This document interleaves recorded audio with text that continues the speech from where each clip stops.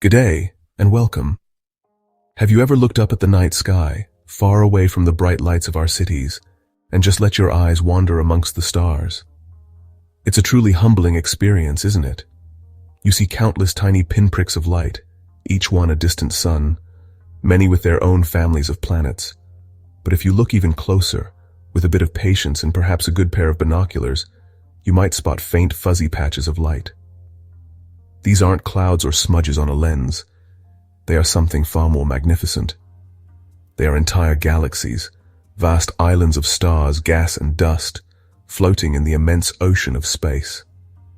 These galaxies are the fundamental building blocks of our universe. They come in all shapes and sizes, from beautiful swirling spirals like our own Milky Way, to giant fuzzy elliptical galaxies. Our own galaxy, the Milky Way, is just one of these celestial islands. It's our home, a sprawling spiral structure stretching over 100,000 light-years from one side to the other.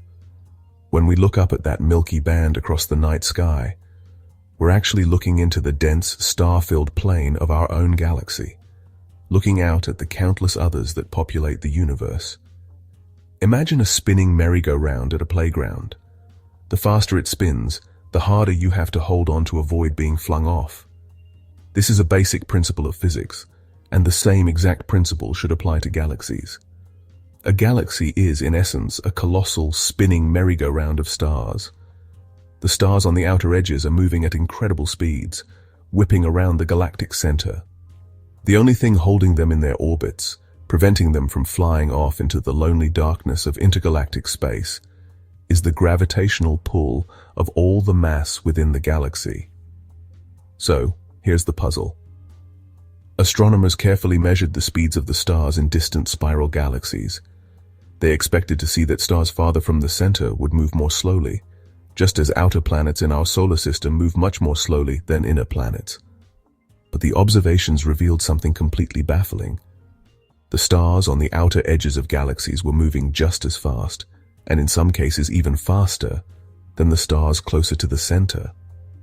Their speed wasn't dropping off with distance at all. According to our laws of gravity, these galaxies were spinning far too fast for their own good. Based on everything we could see, these majestic galaxies should be tearing themselves apart. The first hint that something was seriously amiss came way back in the 1930s. It came from a brilliant and famously cantankerous Swiss-American astronomer named Fritz Zwicky. He was studying a massive collection of galaxies known as the Coma Cluster, a cosmic metropolis located about 320 million light-years away. Using the Doppler effect, he could tell how fast these galaxies were hurtling towards or away from us. What he found was astonishing. The mass required to keep the galaxies gravitationally bound was enormous, about 400 times more than the mass he could account for from all the luminous matter. He called this missing stuff Dunkle Materie, dark matter. The mystery truly came home to individual galaxies in the 1970s, thanks to the meticulous work of astronomer Vera Rubin. She and her colleague Kent Ford used powerful spectrographs to measure the Doppler shift of light from different regions of galaxies, focusing on the Andromeda Galaxy and dozens of others. What they found shocked the astronomical world. The rotation curves didn't fall, they stayed flat. Vera Rubin's work provided the smoking gun, clear, undeniable evidence that individual galaxies were dominated by an unseen mass component. Motion isn't the only way gravity makes its presence known. One of Einstein's most mind-bending predictions is that massive objects can bend the fabric of space-time, and in doing so, they can bend the path of light. This effect is called gravitational lensing. Astronomers can see these strange, distorted shapes dotted around massive galaxy clusters. The amount of bending depends directly on the total mass of the foreground cluster. It doesn't matter if the mass is visible or invisible. The results from gravitational lensing perfectly confirmed the earlier findings. The mass calculated from the bent light was, again, about 5 to 6 times greater than the mass of all the visible stars and gas in the cluster. The evidence for dark matter doesn't just come from looking at galaxies today. We can also find its ghostly signature imprinted on the very first light of the cosmos, the cosmic microwave background. This ancient light shows tiny temperature fluctuations, slightly hotter and colder spots. These tiny ripples are the seeds from which all future structures would eventually grow. The only model that perfectly matched the data was one where the universe is made up of about 5% normal matter and about 25% dark matter. The cosmic fingerprint could only be explained if dark matter was there from the very beginning. The final compelling piece of evidence comes from trying to build the universe ourselves, not with bricks and mortar but inside a supercomputer. First, scientists tried to run simulations using only normal, visible matter. The results were a complete failure. Without the extra gravitational pull of dark matter, there simply wasn't enough time for matter to clump together. Then, they ran the simulations again, including a massive component of dark matter. The results were transformative. Suddenly, the virtual universe began to look uncannily like the real thing. The dark matter formed a vast, invisible scaffolding first, then normal matter was pulled into the densest regions. So we have overwhelming evidence pointing to one inescapable conclusion. There is far more out there than meets the eye. We call it dark matter. It doesn't shine, it doesn't reflect, and it doesn't absorb light. It seems to be completely transparent. This tells us that dark matter doesn't interact through the electromagnetic force, the force responsible for light, electricity, and magnetism. Its only known interaction with the universe we know is through the gentle, persistent force of gravity. For every kilogram of ordinary matter, the stuff that makes you, me, the Earth, and the stars, there are roughly 5 kilograms of dark matter. It is the silent, invisible majority of the universe's mass. So, how do you catch a ghost? This is the monumental challenge facing physicists today. If dark matter particles are all around us, then billions should be streaming through the Earth and even through your body every single second. Scientists have gone to extraordinary lengths, building experiments deep underground. They use large vats filled with supercooled liquid xenon or germanium crystals, waiting for a WIMP to strike a nucleus and cause a tiny flash of light or small vibration.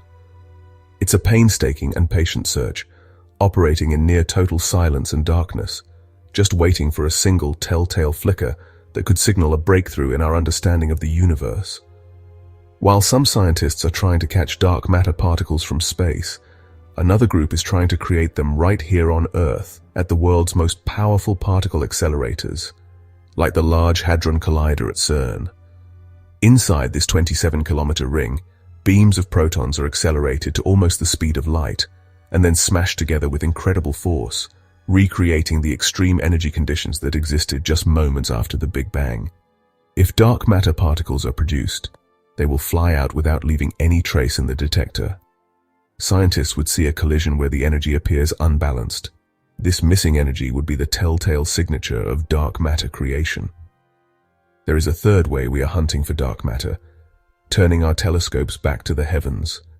In regions where dark matter is extremely dense, two particles might occasionally collide and annihilate each other, producing gamma rays and other particles we can detect. These telescopes stare at the galactic center and nearby dwarf satellite galaxies, looking for an unexplained excess of high-energy particles. The Fermi telescope has detected a slight excess of gamma rays from the center of the Milky Way, which some believe could be the long-sought signal of dark matter annihilation. So why does this all matter so much? The search for dark matter isn't just about finding another new particle.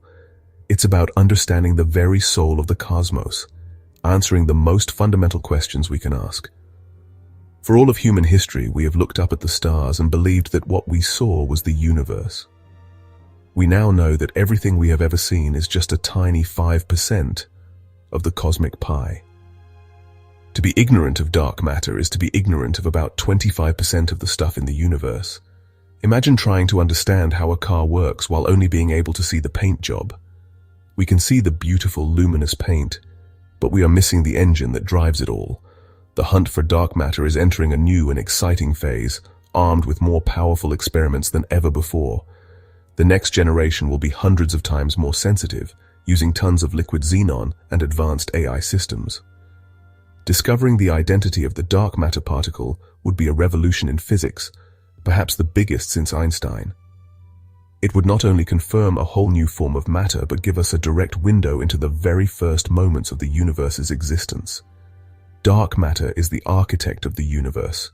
It provided the gravitational scaffolding that allowed the first stars and galaxies to form.